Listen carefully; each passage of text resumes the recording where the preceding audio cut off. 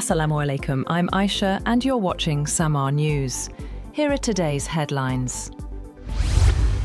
An alliance between the Afghan Taliban and militant group Fitna al-Khawarij has been exposed after the arrest of a suicide bomber in South Waziristan. Frontier Corps Khyber Pakhtunkhwa South arrested the suspect from Kandahar, who revealed that young Afghans are being recruited and radicalized to target Pakistan's forces. He confessed that he was trained in South Waziristan under a commander named Ammar Hamas, who taught recruits how to carry out suicide attacks. The bomber said he realized during training that Pakistani soldiers are also Muslims and such attacks are religiously forbidden. Afghanistan and Pakistan have agreed to an immediate ceasefire during talks in Doha after a week of fierce border clashes. Defence Minister Khawaja Asif posted on X that both sides will meet again on October 25th in Istanbul to discuss detailed matters. Taliban spokesperson Zabihullah Mujahid said in a statement, the parties agreed on a complete and meaningful ceasefire. Qatar's foreign ministry said the follow-up meetings were meant to ensure the sustainability of the ceasefire.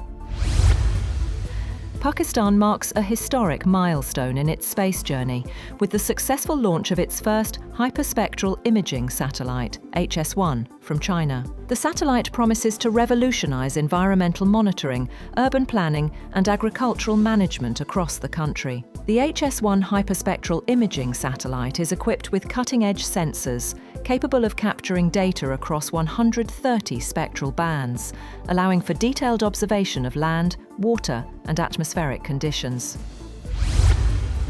Israeli Prime Minister Benjamin Netanyahu has announced that Israel's ongoing conflict with Hamas will now officially be called the War of Redemption, replacing its previous title, Swords of Iron. Speaking at the start of the weekly cabinet meeting in Jerusalem, Netanyahu said he was submitting the proposal to give the war a permanent name, calling it a defining moment in Israel's history. Israeli media has reported that the Israeli military has launched an attack on Gaza amid ongoing blame trading between Israel and Hamas over ceasefire violations. The truce, brokered by the United States, aimed to bring an end to the months-long war in the besieged enclave. So far, there has been no official comment from the Israeli military on the reported strikes. Israeli Prime Minister Benjamin Netanyahu has said that the Rafah border crossing between Gaza and Egypt will remain closed until further notice, adding its reopening will depend on Hamas handing over the bodies of deceased hostages as the two sides continued to trade blame over ceasefire violations. Hamas says Netanyahu's decision constitutes a blatant violation of the ceasefire agreement and a repudiation of the commitments he made. In Paris, thieves have carried out a daring heist at the Louvre Museum, stealing jewels described as having inestimable heritage value. According to France's Interior Ministry, the robbers broke in through a window and fled on motorbikes before police could respond. Authorities say an investigation is underway, and officials are working to compile a full list of the stolen treasures.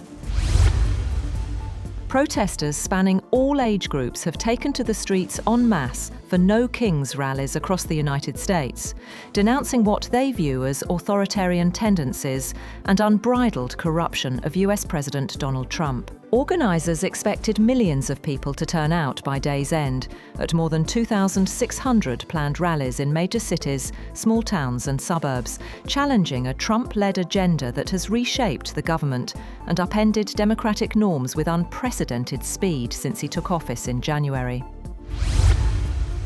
US President Donald Trump has announced that 2 survivors of Thursday's Caribbean strike are being returned to Colombia and Ecuador to face detention and prosecution in their home countries. The move, first reported by Reuters, spares the US military from complex legal challenges related to detaining suspected drug traffickers under the laws of war.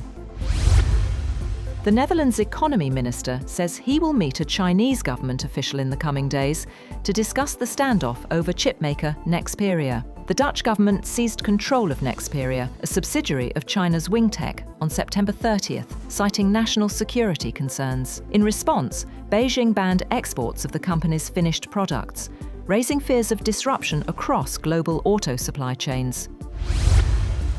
In Russia, a Ukrainian drone attack has targeted a gas plant in the Orenburg region, sparking a fire at one of its workshops. The governor confirmed that emergency services were working to control the blaze and no employees were injured. The attack caused partial damage to the facility, adding to recent tensions between Moscow and Kyiv.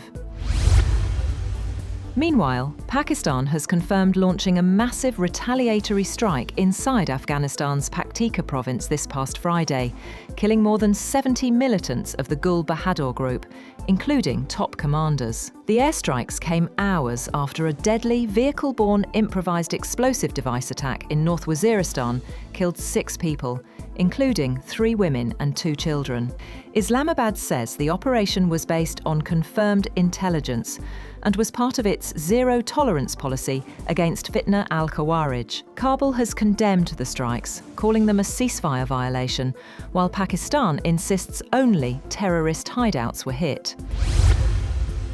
China and the United States have agreed to hold another round of trade negotiations next week as both sides move to prevent another costly tariff war. The decision follows Beijing's sweeping controls on its rare earths industry, which prompted US President Donald Trump to threaten 100% tariffs on Chinese imports. Trump also warned he may cancel his planned meeting with President Xi Jinping later this month on the sidelines of the APEC summit in South Korea.